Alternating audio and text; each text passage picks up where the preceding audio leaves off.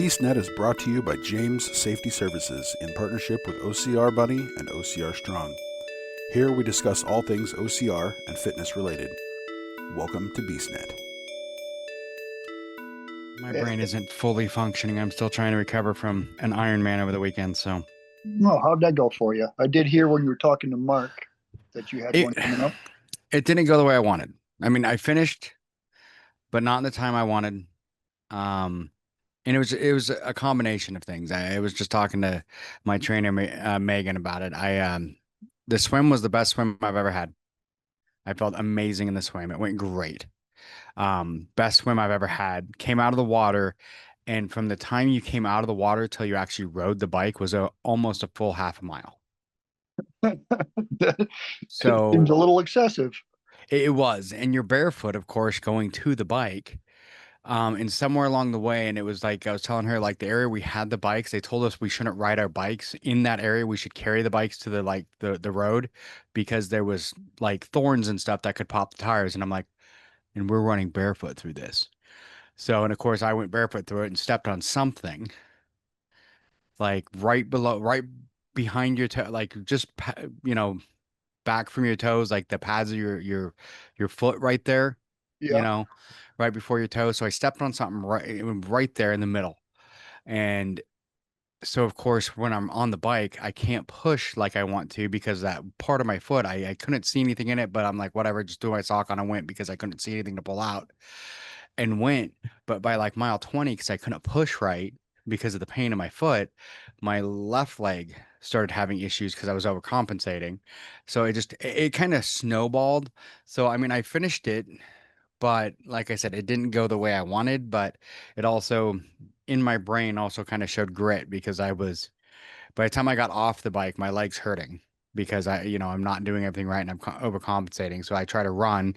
Now I'm overcompensating for my foot and for my hip and my quad. And so the first lap was just horrible because there was two laps. Um, but then I'm looking at the time and I'm like, if I don't pull my head out of my, not sound bad, pull my head out of my ass and do something, I'm not going to finish this. So I need to somehow either just give up or just grit my teeth and go because I'm gonna have problems. So, like, if you look at my splits, all of a sudden the second lap, like everything started speeding up. But I mean, it wasn't good. I mean, it still wasn't great, but it was enough to keep me to where I was able to finish. And for the first time ever, when I finished the race, my legs seized, like full on, like they had to get me a wheelchair and like take me to like somewhere to get some water and stuff like that. Because the second I stopped running, and I crossed because there's a bridge you had to run. It was the Waco Ironman. You cross the bridge, and as soon as you cross the bridge, there's a finish line. I crossed, stopped running so they could hand me the medal, and like my legs from the hip to my ankles just full on just seized. And I'm like, I can't walk. I, that is always an interesting one after race for me as well. I've had that happen a few times, and you feel like everything's going good, and then you get the medal, and your brain goes, "We're done," and then the brain goes, "We are done," and Yeah. that is it for the day. Well, and that's the bad part because the other thing I didn't like about the way Waco was set up. Everything was like distance. So like even before you started, you put your bike, you did all the transition, and then you walked 1.2 miles upstream to start the swim. And then, once you got out of the water, like I said, it was a half a mile. You got the bike, you did all that. So then once I finished, my legs are seizing, my legs are cramping, everything's bad. I've got to walk probably three-quarters of a mile from the finish line to where my bike is Yep. to get my bike to pick up all this stuff. And of course, because my wife doesn't have a band, she can't go with me into transition. Only I can. So I can't have her even go in and help me. So it's just like, oh, and then after that, you got to walk to the car and your legs are just like, dude, what are you doing? Why are we doing this? Yeah.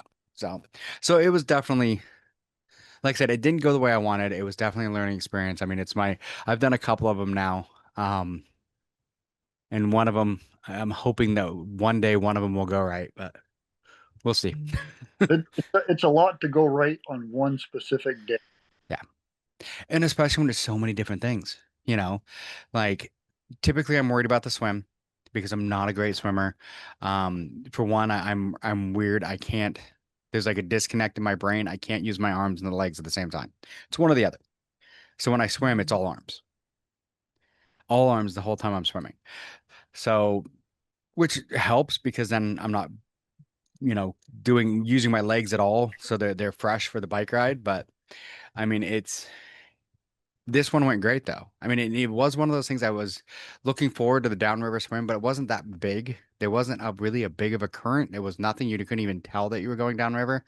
And everyone I talked to like days before, they're like, "Oh yeah, it's not a difference. There's no difference with the downriver swim. This one is not one that you'll even notice." And I'm like, "Oh, awesome." Mhm. But I was able to, because I have asthma, so if my breathing goes bad, I get problems. And almost everyone, my breathing's gone bad. And now I'm starting to think maybe the reason it has is the cold water, not just everything else, because the water was 80 something degrees. So it was the first one I've ever been in where the water was that warm, and also that I didn't wear a wetsuit. Because I'm like, it's 80 degrees. I'm not putting a wetsuit on. Yeah. It's 80 degrees in the water. It was 93 outside. So yeah. I'd have to wear one for buoyancy. I don't float. See, I normally, and that's what I always thought was I needed it for the buoyancy. And then I'm like, I'm gonna go for it on this one. Might as well shoot for, because I'm just thinking it's so hot, I'm gonna melt. And the way that I had it set too, if you did, you could wear a wetsuit, but if you wore a wetsuit, you had to start all the way at the back and everything else because it was basically they're saying it wasn't a wetsuit legal race because of because of how hot it was. Plus that 1.2 mile walk, there's no way. I would have had to put it on right before I got in the water, or I would have baked. Oh, yeah, that's true. So it was definitely, like I said, it's a learning experience. So yeah. So didn't even really like introduce you. We just started talking, which Don gets mad at me because I do that all the time. I'm horrible at introducing guests. I'm just like, hey, how you doing? And then we just go on to a chat and start going for it. So Andy, introduce yourself real quick. Let everyone know who you are, even though we've already been talking for a few minutes. But Sure. All right. So I'm Andy Haskell. I live now over in Chester, Vermont, about 40 minutes from Killington. So everybody thinks that I should be training hills all the time. I train flat. Also a truck driver. I've been a truck driver for almost 10 years straight now. I've had my license since 2005. So I've been around for a while doing that. Um, Also part of Dealers of Hope USA. I'm part of their athlete team. Yep, it's right behind you. Um, I met Dan out in Seattle last year, and then we got Amy on, my wife Amy, on a team Mhm. in Jacksonville this year, and we've become part of that team. I'm also part of New England OCR Expo with Steve Bacon. He's been on. I've had Steve on. Actually, I've had Steve on. Your wife has been on an episode with me, so I've had a few of those people we're talking about. And just incredible organizations too. Oh, it is. They It's are. it's it's really amazing what they do. It is. It is. I mean, it's one of those things. Most listeners know, and I mentioned this before. I was done. I'd quit Spartan pretty much. I was done doing them. Whatever. I'm like, it's just not my thing anymore. I'm not enjoying it. I didn't see the point anymore. And then pretty much when I started, hanging out with Joey and the Dealers of Hope, actually, really Dawn did, and then he conned me into doing it too. Um, and then I found that love again, where I'm like, okay, I can do this. Like this year I went to Seattle. I wasn't even supposed to. Dawn just said, "Hey, I need help on the chair. Can you come out here?" And I'm like, I can't afford it. It was like the weekend after West Virginia. I'm like, eh. And then he's like, if I pay, you fly. And I'm like, I guess I'll see you in Seattle. So it's like, just don't tell any of my family I'm there because that's where I'm from. And I'm like, I don't want them to know I'm home because I'm not going to see anyone. I'm going to race and then I'm leaving again. So, Yeah, West but Virginia was on my itinerary. I had the passes. Everything was booked. And then the more I looked at it after doing the DECA weekend in Mannheim, I did the DECA Fit Ruck, I did the DECA Fit Teams, and I went back Sunday and did the DECA Ultra. mhm. and I bonked so hard. It was one of my worst performances as far as what I expected and what I could do and what happened towards the end. Yeah. And I realized I couldn't do West Virginia and give Killington an attempt. Yeah. I could show up at the start line, and mostly I would have been. I really think I would have been a number. I would have been one of the DNF guys because I went and I did something I shouldn't have done a week before Killington, and I couldn't go to West Virginia and walk it because it's the World Championship of Trifectas. You can't just go to a World Championship and not try to race it, in my opinion. I mean, it's one of those things. I mean, it really depends. Like for me, I went there and because, like I said, for me, I quit really the competition part of it kind of lost. I lost that part. For me, it's more like dealing with dealers of hope.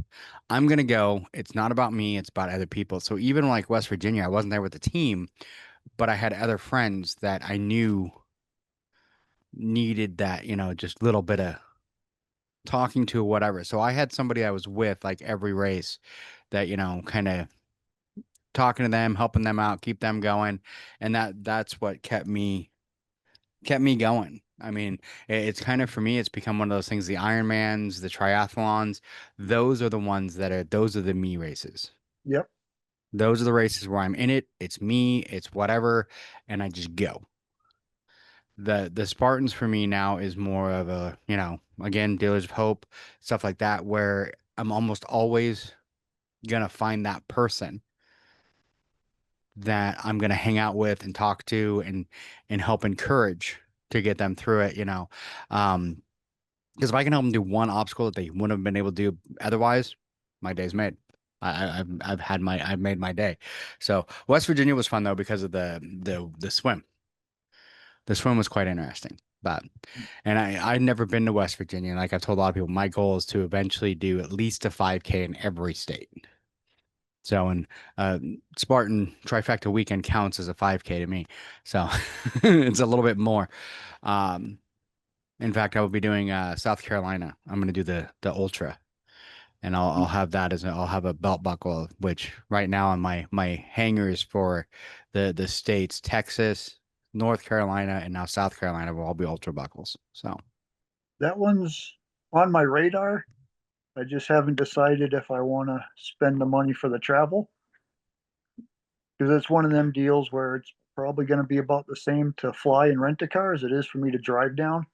yeah. And it's a 16-hour drive, which I drive truck, so it's not terrible, but I'm by myself to go down to drive. I'll drive down Thursday night, get there Friday, race Saturday, Well, and leave. yeah. Well, are you going to Orlando? Yep. So, and it's South Carolina is the weekend after Yep. Orlando. So it's the Yep. very next weekend. And the only reason I know that is because I'm not doing Orlando because my wife had already set up us being in South Carolina for a week. So we're flying to South Carolina while everyone's in Orlando. And she's like, if you leave me in South Carolina to go to Orlando for that, you don't come back. Pretty much like, no, that's Or, not happening. Orlando wasn't on my radar at all until it popped up as a para championship. And I looked at my wife, Amy, and said, they have a championship. And she says she's not competitive, but she's not competitive because it's too difficult for her to get through a lot of the stuff by herself. Hmm. So in order to go to a race of Spartan and competitive, she'd basically do a 5K and do crawl and do mainly penalties. And it would take her all day, and really she wouldn't be competitive in the age group heats. Yeah. So that's why she's not competitive. But now all of a sudden we got this para championship going on, and a little bit of competitive side is popping out because now they've leveled the playing field a little bit for them. Which is amazing. It's one of the things we've talked about in this show a couple times is because I've had Dan on here and I had Amy. We've talked about. I mean, it's finally they're doing this because it's one of those things that it's crazy that they haven't before. But the only thing that bothered me is, like you said, it wasn't on my radar. And then all of a sudden they're like, hey, this is happening like in 2 months. And I'm like, I've already got plans that put me in a completely different place that weekend. So it's like if they had announced it earlier, I could have switched some things around and done it. But at this point, it's like, I would have to, I didn't get refundable flights. So Yeah. yeah. And Newberry was on my radar long before this was, and when this popped up, I've I've raced motocross, I don't know, 4 or 5 years. I've raced downhill mountain bikes, 4 or 5 years. I've raced karting, indoor karting, because I lived in apartments and couldn't have a go kart, so I just did the indoor go karting seasons. I did that for a handful of years. Um, so I've been competitive for a long time, Yeah. probably 15, 20 years now. And Well, then, so oh, I know what it's like to stand on a podium now and then, and I know what it's like to not stand on a podium when you thought you were. yeah. And but given these athletes this opportunity, I set Newberry aside. If it happens, great. Um, but for her to be able to have that feeling that there's so many people like, oh, I wish I was faster. I wish I Mhm. was. I tell them all the time. I I don't go out to a race and have fun. You see people like Tom Manning. They're out there taking photos. They're having. I'm not having fun. It's Tom's a blast. I'm racing. I'm I'll have fun after, but in the Yeah. moment, I'm I'm focused on the task at hand, and I see these people taking the photos, and I get back and I see photos of the same venue I was at. I go, I don't remember that area at all. I don't remember Yeah. it. Yeah, and because I've done competitive like years ago. I ran competitively, but it just like I said, it just to me now it's just whatever. But I get it. Like the Ironman I just did, there was a bunch of pictures that I saw of stuff, and I'm like, where was that? They're like, Yeah. oh, that was on the bike course. I'm like, Yep. I Don't. saw rough roadway and hills for 56 miles. I don't remember anything else, but the sun beating down on me because there wasn't one bit of shade in 56 miles, and it was chip seal. No, you know what chip seal is, right? That's Or like on the road? basically isn't that like a resurfaced tar? And they Yeah, just basically just put like the oil and tar down and then throw rocks over the top of it. yep. So, and that's pretty much what it was the whole way. There was like 5 or 6 times I thought I had blown a tire, and it was just the road was that rough. I'm like, oh, no, tire's fine. So, I mean, it was crazy, but I mean, it was it was a blast. So, but no, I get the idea of the not being really competitive and also being, like I said, with Spartan, because I've done it so many times with Deals of Hope now, it's more about getting the athlete through. So the competitive side of Spartan just completely went out once I started helping, athletes, because then it's about them. It's like I'm not Yeah, there for me. I'm not there to win. I'm there to make sure this athlete gets through it. I really enjoy that part too. Yeah, which is awesome. It's so good. But the question I have for you, and one of the things I think, me and Mark had mentioned, how, because do you do long haul trucking or do you local trucking? Uh, let's see. When I started Spartan, I was on the road for a week at a time. Yeah. See, So I mean, I didn't go far from the house, like probably like 500, 600 miles from the house, mhm, but I was never at the house. yeah. And I mean, that's the thing, because I mean, I know a little bit about trucking. I'll be honest, I've had my CDL since 1999 because I'm old. But I haven't used it since like 2000, pretty much. So yeah, I had it 6 months later. I blew my knee and never drove a truck again. But I still have the CDL. So it's kind of one of those things I always tell people, just because I can does not mean I should. So But too hard to get back if you gave it up. yeah, it is. And that's the biggest thing. Because for me, it's one of those, like I keep telling everyone, I got mine before 2000. So when I got mine, you just went down and took a test. That was it. That's all I had to do. I went and took a test. They handed me my license. Now, if I was to lose it, and I've been grandfathered into all the things, like all the changes, like now they have the exemptions for automatics and all that stuff. I was all grandfathered into everything. So I have the Class A with air brakes, but I mean, I took the tests Yep. with air brakes and all that stuff, but then I just got grandfathered in and everything else. But it's just like, if I was to lose it now, I would have to go back to school because I've never been. So Yeah. I don't even have that school in the background because I've never did it. Yeah. The test now isn't as easy as it used to be. Yeah. So for New Hampshire and Vermont, you have to blindside parallel park a 53-foot trailer and seaside parallel park a 53-foot trailer. Now, most people can't parallel park a car, Yeah. and you have to parallel park a tractor trailer. And they only give you 3 get outs total. You can only get out of the truck to look 3 times. After the 3rd time, you're either going to get it or you're going to run over a cone and fail. So they've made it a lot harder. At least over here they have. Yeah. In Washington, it wasn't too bad. And the other thing is too, is most people know me. I'm really good at loopholes. So I actually, what was funny is I had my Class B for years because that's what I got first with air brakes. And then I wanted to up it to a Class A. And the truck I was going to use ended up getting broke like the day before. And I didn't have another truck to replace it. And I'm like, well, I know a loophole here. It's going to be interesting, but whatever. So I actually did it in an F450 with trailer. And when I got there, the guys and everyone in my shop's like, that's not going to work. F450 in a trailer puts me over 26,000 pounds of gross volume between the two. That is a Class A combination. Yeah. And I pulled up, and the guy's like, technically, you're right. You won't get the air brakes because of it. I'm like, I already have the air brakes because I got it with the B. And the guy's like, well, that's an interesting loophole that you figured out there. And I'm like, it works. So, but I mean, I've driven a bit, but it was just one of those that at the time it's like, I don't want to reschedule this because it was a pain in the butt to get it scheduled. So I'm like, I'm going to use a loophole. I'll figure it out. So it made it more difficult though. The guy's like, it's going to be more difficult because there was a bunch of things that I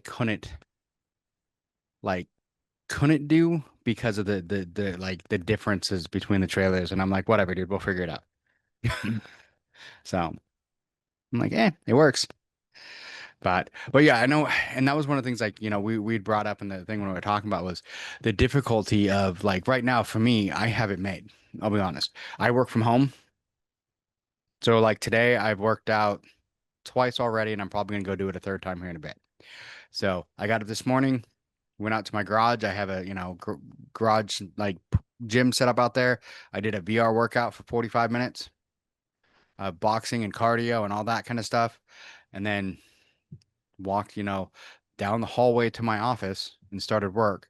And then for lunch, I'm like, went and made a sandwich and then went back out to the garage and did another 45 minutes of VR, cardio workout. Normally it would have been a run or a bike, but I'm trying to still nursing that foot. So I'm like, well, I got to get something in. So I have the advantage of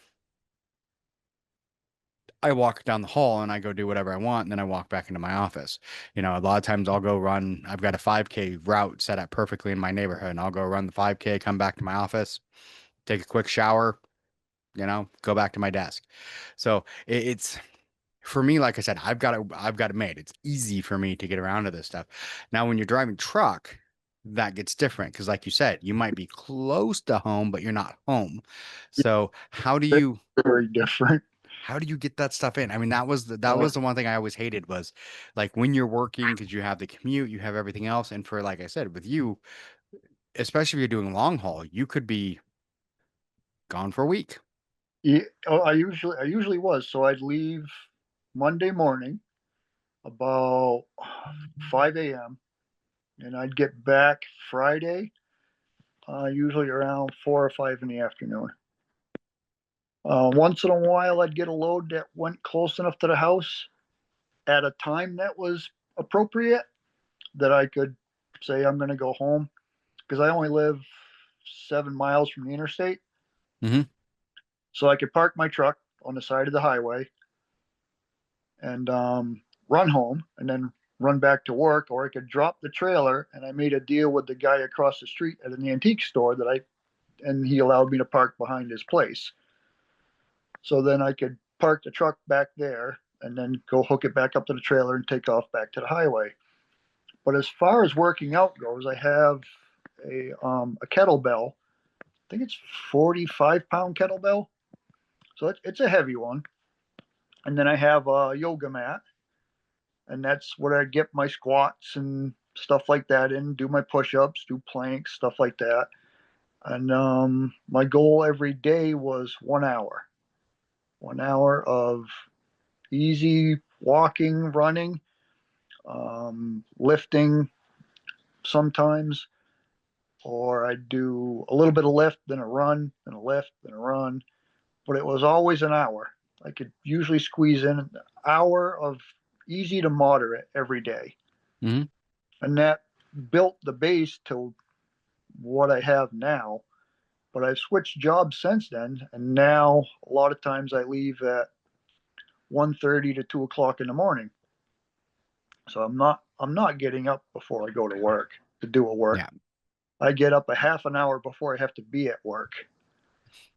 That's enough time for me to get up, brush my teeth, put my clothes on, get in the truck, drive to work, make my breakfast before I leave the house, which is protein shake, some muesli, shake that up in a shaker, and make a cold coffee and leave.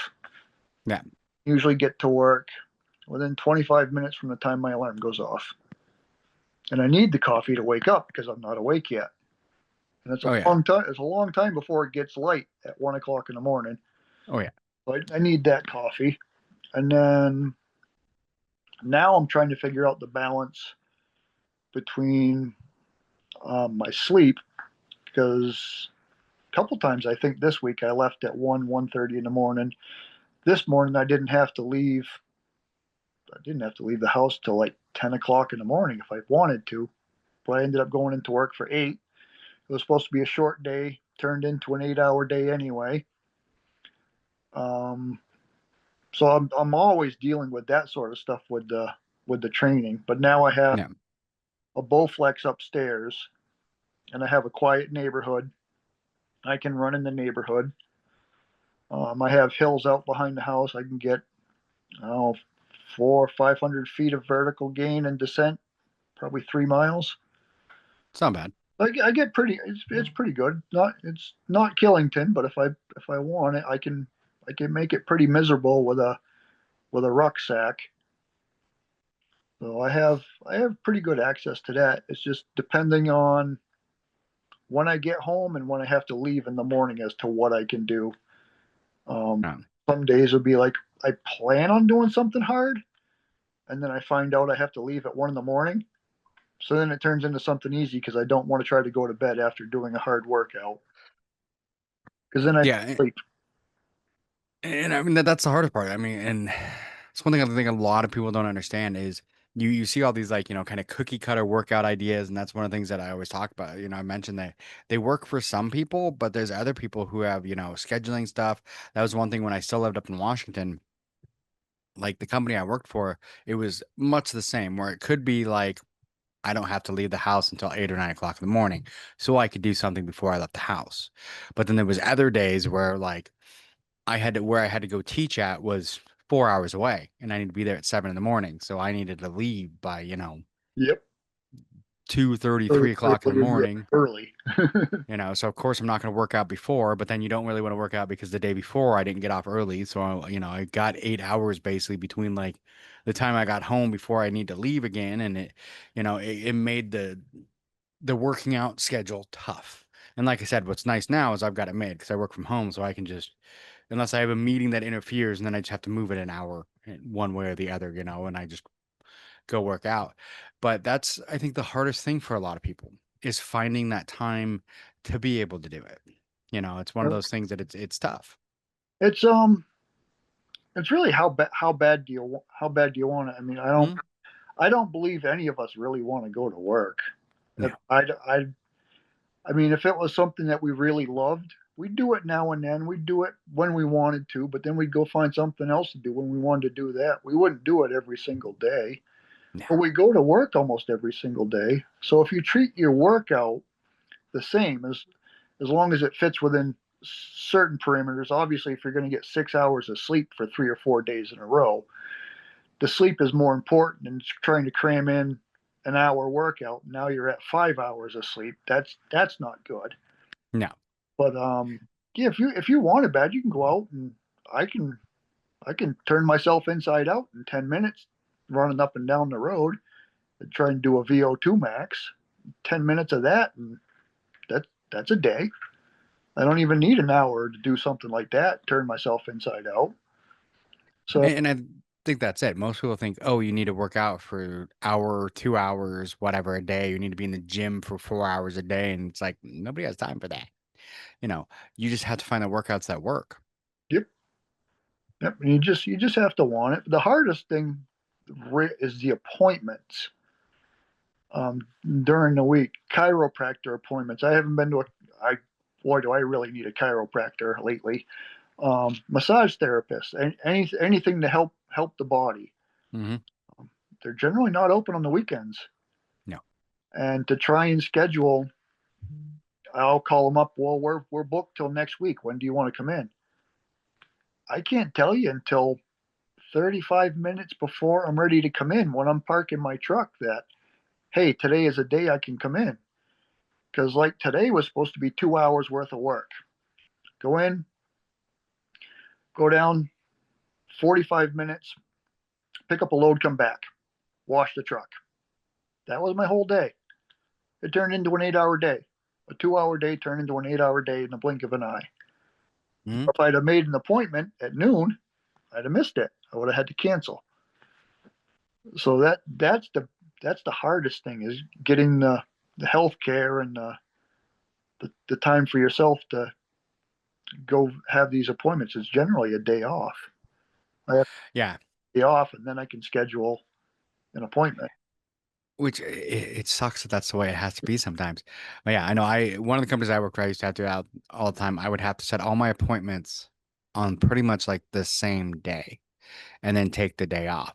And then you'd run into problems that if one of your appointments started running long, you're like, I did, this is totally messing me up because my next appointment I need to be, that's why it sounds bad. My doctor's appointments were always the last appointment because they were always the one that would like, if I had an early doctor appointment, you never get in time. You take longer, you're sitting in the waiting room for an hour past your start time. And it's like, I have a massage appointment in like an hour. We need to get going.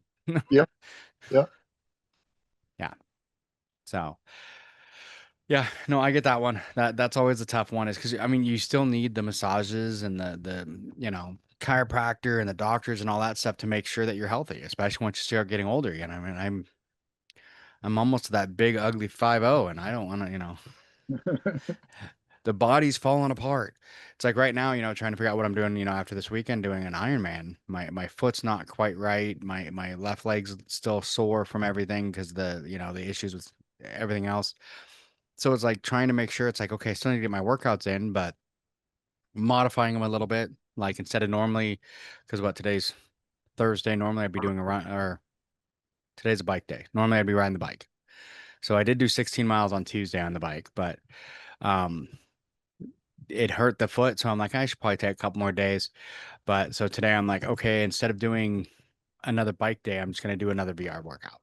It gets the cardio going, gets the blood flowing, gets me sweating good. So we'll do that instead of a bike today. And then next week I'll roll back into my normal schedule of, bike, run, swim. So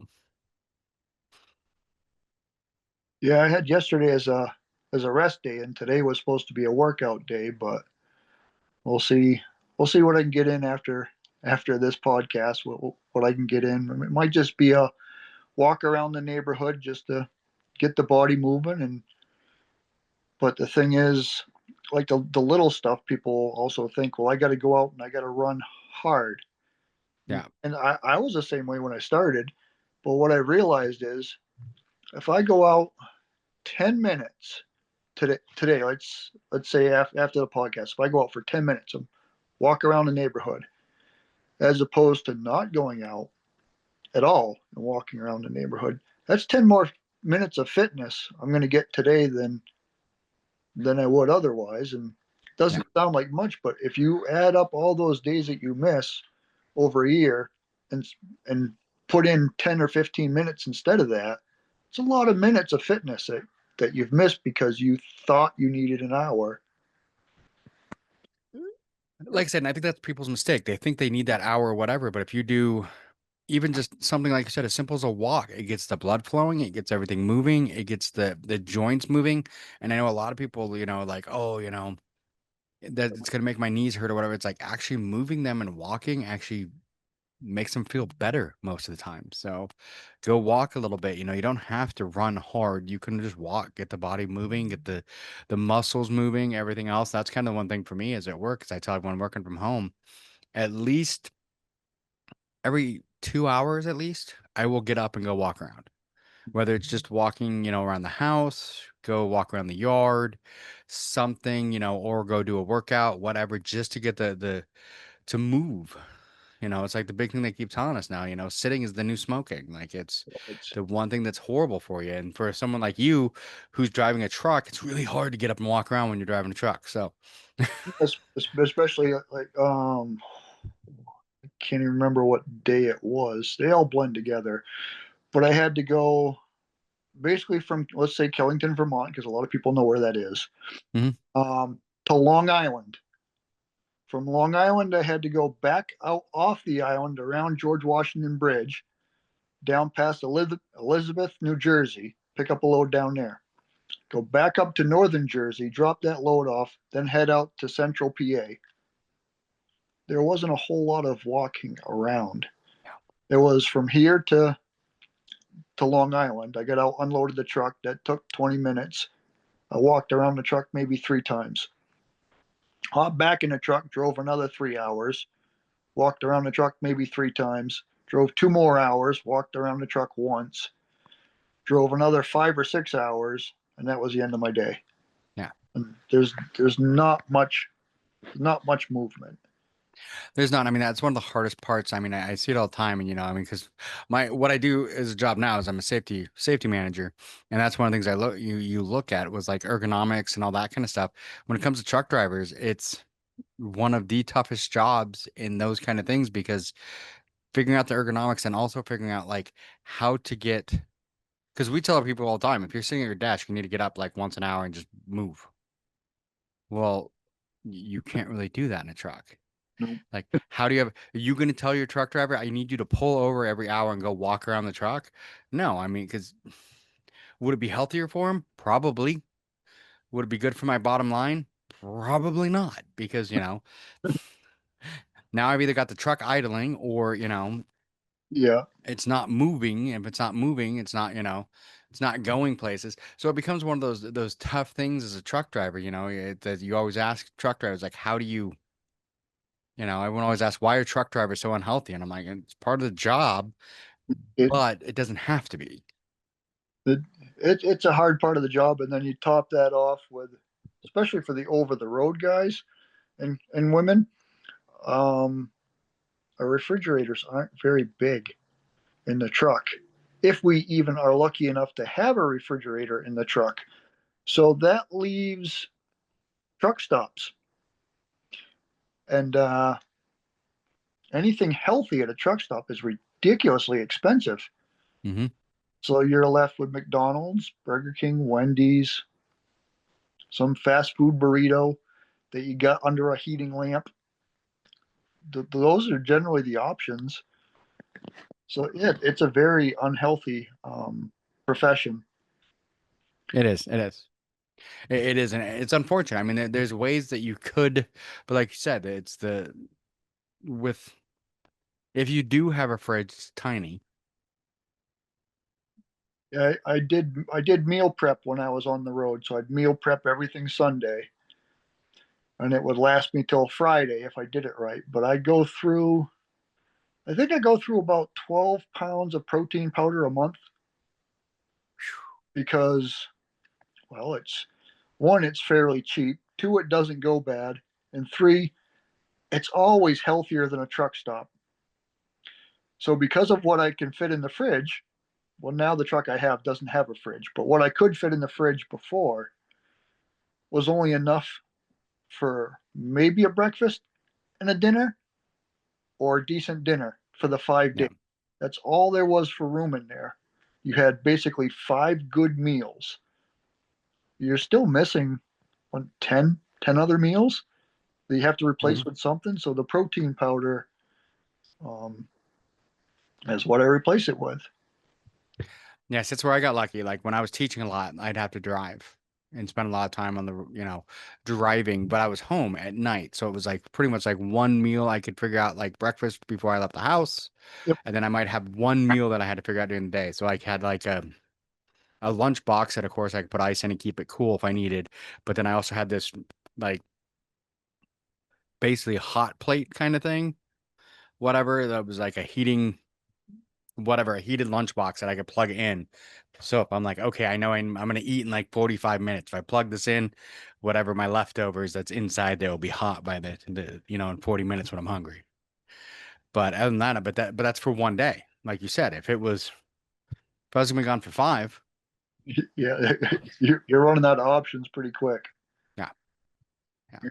Which it's tough. It's one of those things because we want people to be healthy, we want them to do that, but then it's trying to find those ways, like you said, where it's just like the protein, but it's like then you're like, but I want something good. But then if you go to like fast food is so bad for you. And I mean, truck stops, I will tell you, I used to ride motorcycles with my dad everywhere, and truck stops have some of the best greasy food, but you can feel your arteries clotting while you eat it. Yep. Yep. There used to be one outside of Yakima that had the best biscuits and gravy, but it's not, I tried it. It's not the same as it was 30 years ago, but not anymore. But 30 years ago, they had like the best, but you know, It's it's but at the same time, this life has afforded my wife and I the opportunity to travel as much as we do. yeah. So we went to Jacksonville earlier this year. We're going back to Orlando in just a couple of weeks now, and then a few weeks after that, we're going back to Central Florida to finish up her trifecta. But we've been to Manheim, PA, for the DECA Fit weekend. We were down for Poconos, Palmerton. I'm trying to think of where else we've been this year. New Jersey. We were out in New Jersey. We went out to Ohio. Um, if I just worked just a 9 to 5 regular job for my education, I wouldn't be able to afford what we do. Yeah, and that's the tough part. But it's one of those things. It's great though to see someone who your health and wellness is so important to you that you found a way to still make it happen in a career path and an area that, like I mentioned earlier, we see a lot of people that are physically and mentally have major issues because of, I mean, you're eating bad, which we all know if you don't eat right, that can affect your mental health. And you're alone for sometimes days on end in the truck. It's one of the things I remember, growing up, you always watched, when I wanted to be a truck driver so bad because one of my favorite movies was Convoy. I wanted to be Rubber Duck. So, and if you don't know what that is, that reference is, go back and watch the movie Convoy. It's one of the Chris Christopherson is amazing in that movie. But that's what I wanted to be. That and then, Smoking the Bandit, all those. I wanted to be, I wanted to be the truck driver. But you had the CB and all that stuff. And as I got older, it's like it seems like that's not as much of a thing anymore. Where you have people that just sit there and chat on the CB for, as they're driving down the road. Yeah, my truck has a CB in it. I actually shut it off. I listen to podcasts. So I listen to podcasts about fitness. So help me think about what I'm going to do after my shift is over. Yeah. Like I'm not feeling like going to do a run today, and I'm listening to a podcast, and they're talking about this exercise or this run type. One of them I've been listening to talks a lot about floats for your run.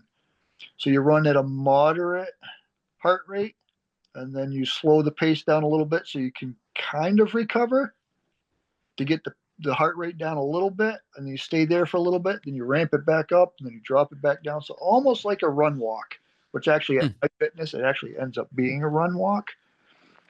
So I'll Yeah.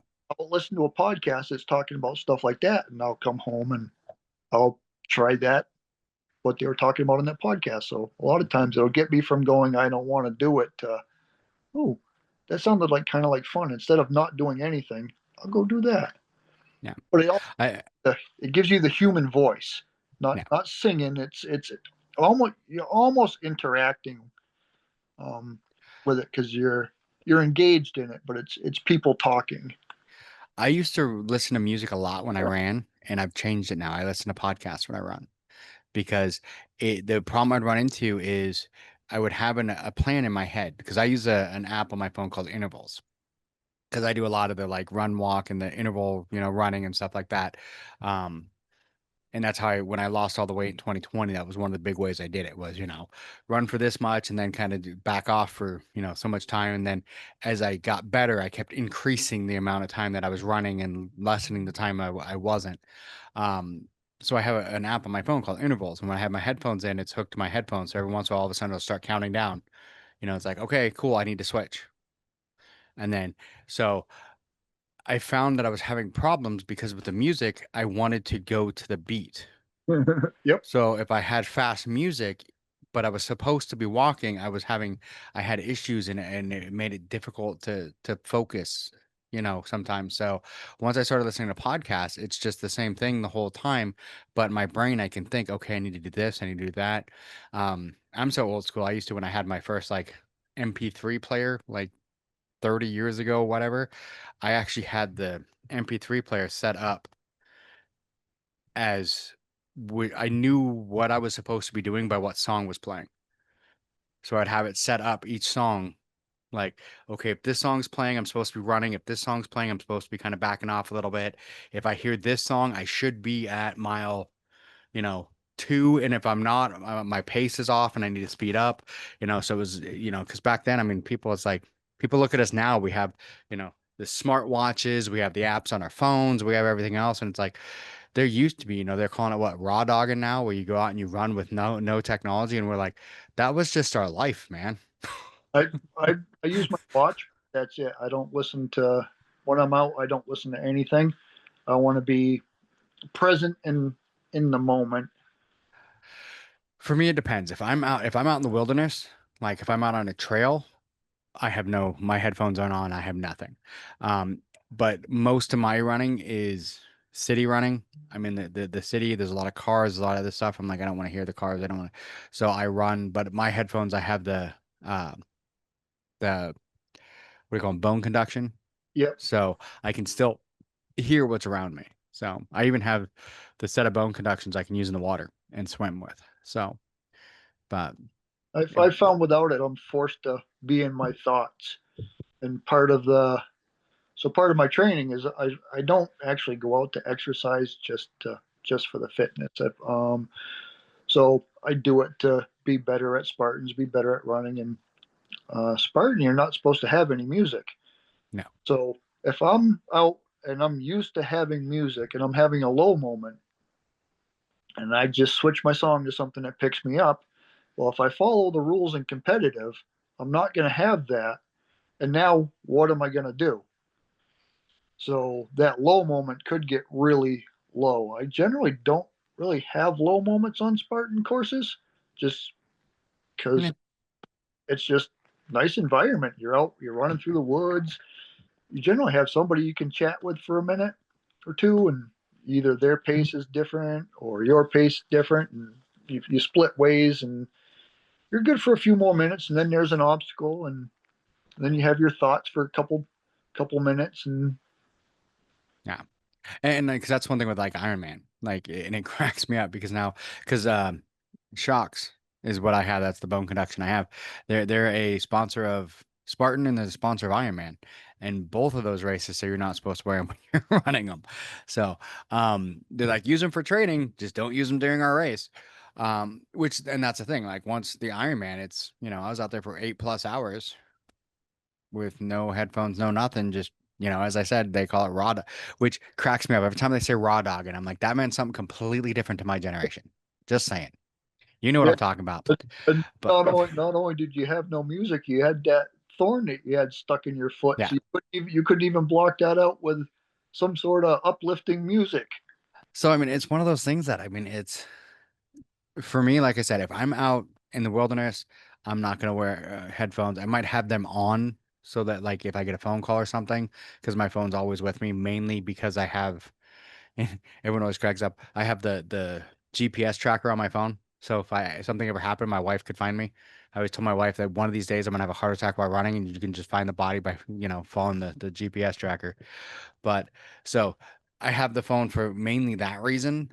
But other than that, I mean, I'm not really listening. But like I said, most of my running ends up being in not in nature. It's like around my house in my neighborhood, whatever. And I just don't want to hear the cars, don't want to hear all that. So, but like I said, I'll listen to podcasts, and half the time, if you ask me what they said on the podcast when I finished, I'm like, no No, clue. yep. It was just background noise just as I go, because I do the same thing. Like I have a trainer set up in the garage for my bike, and if I'm not going to go outside, because it's too dark or whatever, and I decided to use the trainer in the garage, I have a full like 120-inch like projector screen and a projector that hangs from the ceiling that I have hooked to uh, a fire stick, and I watch TV. It's like being at the drive-ins, but I'm on a bike pedaling. So, and I'll watch, I've been watching what I just watched one of the Star Wars animated shows, watched the whole like 4 seasons while I was pedaling away on the bike. And everyone's like, what, are you really watching? I'm like, kind of. Mostly it's just background, just mind numbing. I'm pedaling away and going. It's because a lot for me when I go out and work out, for me, it's to get my mind away from, because I'm a safety manager, so I have a lot of stress in work. I have all that. Um, I'm insane, and I just got like accepted to a doctorate program. So my brain's like, oh yeah, that's gonna be awesome with everything else going on. So it's like a lot of times when I go work out, it's like so I can forget all of that stuff. Yep. It's like I don't want any of that stuff in my brain. I don't want to think about my doctorate program. I don't want to think about safety. I don't want to think about it. I just want to, you know, That's a go do lot, my workout. part of why I race. It shuts the world off Yep. for however long you're out there. Yeah. You're not thinking about all this political crap that's going on in the world, not thinking about all that stuff. It's you and you. That's it. I mean, that's what everyone always gets. Who are you trying to beat? Me. I'm trying to be better than the person I was yesterday, and I'm just going to go do my thing and go out and run. And the only person that I'm competing against is me. I have some people that I put imaginary targets on them because they're faster, they're Yep. stronger, and so I keep track of what they're doing, and I keep track of what I'm doing, and the goal is to get up to that level. So I'm not really competing against them. I'm competing to get to their level. Yeah. With I want to be up a level. So I find people. One of the things I say, if you're the fastest, the smartest, or the strongest in the room, you're in the wrong room. Yep. So Yeah. You're never going to learn. no, no. It's one of the things I found early on in racing. If you're racing your buddies, you're never going to get much faster until you find somebody faster that you have to latch on to and realize, oh, that's what fast is. Well, I think that's the logic that a lot of people have that logic like, oh, hey, I'm the best. You're the best in your small pond. Go find a bigger pond and you won't be, and I've just never, it's weird the logic that some people have. Like I have two Ironman, because when you do Ironman, you get like when you sign up, you get bags. That's just one of the things they do. They give you bags. And I have two dry bags that I have from the Seattle Ironmans, both of which I DNF'd. And I call them my failure bags. And I have so many people that get mad at me. Like, that's such a negative way to look at it. I'm like, did I finish that race? Well, no. So I failed. Correct. So they're labeled correctly.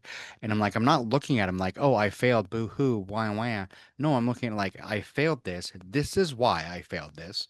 And this is what I need to do to fix it. It's a reminder to me that I made a mistake, and a reminder to me to make sure I don't do it again. It's one of those things. If I don't remind myself of my past failures, I can't make sure I don't do it again. You have to remember what you failed and how you failed so that you can fix it, not happen again. So that's my biggest thing. So I keep them and I actually hang on the wall in the gym so I can see them and be like, okay, I need to make sure I'm ready on the bike. I need to make sure that I'm good to go. I need to make sure I'm good on the swim. So when I get out of the water, I can breathe and then I can make the bike happen, that the bike's tuned up, that, everything's good to go because both of my failures happened on the bike.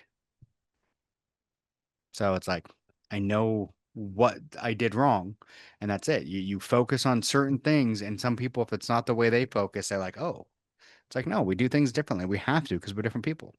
Yep. Yeah. Yeah, I call them. I just label them as DNFs. Yeah. Did finish. Did not finish him. It's one of those ads did not finish, but like I said, it's one of those to me, and it's just the bags. I don't say that the races were failures. The races were just DNFs, but the bags to me, they're my failure bags because they remind me that, the first race was because I didn't practice on the bike. It was a bike that I wasn't mine. I borrowed it and rode it once for 5 miles before a half Ironman, which is 56 miles, and then didn't understand why the bike had so many problems. And I'm like, maybe because I didn't ride this stupid thing. That, that, I that would was have known about these if I actually tested it. that was a failure to prepare. Yes, and that's exactly it. It was a failure to prepare. So that bag to me reminds me, make sure you prepare, make sure you're ready. And then the other one was a failure because, and it sounds so stupid, and I was so mad at myself for this one. It was another one kind of failure to prepare, but not completely. Um, the clips on the pedals on it stuck. And I'm like, it's fine. I can pop my feet out. It'll be fine. It'll be fine. And I was going up a hill and the chain jumped. And so I went to clip and my feet got stuck because the clip stuck. And so I fell over and when I hit the ground, I hit it hard enough that I actually dislocated my shoulder, and hurt my knee. And it's like, okay, I knew this was a problem and I didn't fix it. I didn't want to spend the money to fix this problem beforehand. And because of it, I mean, I ended up finishing the bike portion, but I was 6 minutes too late because I bent the back brake pad and I was dragging it for 30 miles. So I couldn't get up the speed. But even if I had, once I got off the bike, because I'd hit my knee and I didn't realize how bad till I actually got off the bike and went to walk. And I'm like, oh, yeah, that knee doesn't work anymore, you know, kind of thing. And it's because of, not being prepared and not being ready. So it's kind of one of those things to me. You have to, like I said, I have to remind myself in some ways. It's like when I lost a lot of weight, I used to have a picture on my desk of me at like my biggest. And everyone's like, why don't you get rid of that? And I'm like, because that's when I sit here and all of a sudden I'm like, hey, I think I'm going to skip working out today. And then I look over and see this picture of me at 310 pounds looking like Jabba the Hutt's like fatter cousin. I'm like, okay, never mind. I'm going to go work because it reminds me of how my complacency about like working out and food got me to a point that I was so unhealthy that I like couldn't breathe to like tie my shoes, you know. And it's like to me that's always been it's what works for me. And I know other people are like that's a horrible way and it would just depress me. And I'm like, but that's you. My brain works different. If I remind myself like, hey, if you don't do these things correctly, this is what's gonna happen. I'm like, okay, yeah, don't do that. But right on. Well, we're about at that hour mark, and if I go much more than an hour, Dawn whines. So, so do you have any pointers you want to give to the listeners, stuff like that, before we go? Of things that they should be doing, or to think about, like when you have those tough, like I don't have time to work out today, or I don't want to work out today. What should they do? Uh, One of the podcasts I listened to was they had a 15-minute rule. You could quit the workout after 15 minutes. I do 10 because it's so if you get out the door and after 10 minutes you're hating it and you don't want to do it, you can quit. But you got to get the 10 minutes in. most of us, by the time we actually tie our shoes, get all our stuff on, that's 10 minutes worth of work right there. You're really not going to go out the door and walk around the neighborhood just for 10 minutes. You might make it half an hour before you say, I'm good. And even that 10 minutes is still more than just saying I'm not going to do it today. Yeah. And it adds up. It does. Um, It does. 10 minutes of light work is better than 0 minutes of no work. Especially if you're a truck driver and you've been sitting for 14 hours. Yeah. Because that's what we do. See, and for me, as I've gotten older, I can't do it much anymore. Like even a plane ride, by the time I'm off the plane, like 3 or 4 hours sitting in the plane, I'm like, I need to move my legs. You should see me get up and walk in the morning, or actually get up and just walk at any time. I look like I'm 80 years old. Yeah. I don't walk very well. And Yeah. You just got to keep moving. That's Yeah. the biggest thing. Just keep moving. Keep moving. It's one of those things I keep moving because I look at people that I've seen out on course, like Paula Chance and, Monty, all those racers doing Spartan races. Paul LaChance, I think, is in his 80s, and Monty was in his 90s and still doing Spartan races. I want to be able to at least walk when I'm in my 80s and 90s, and these guys are out here still doing Spartan races. So that's why I get up and move every day, because I want to make sure I can still move when I'm older.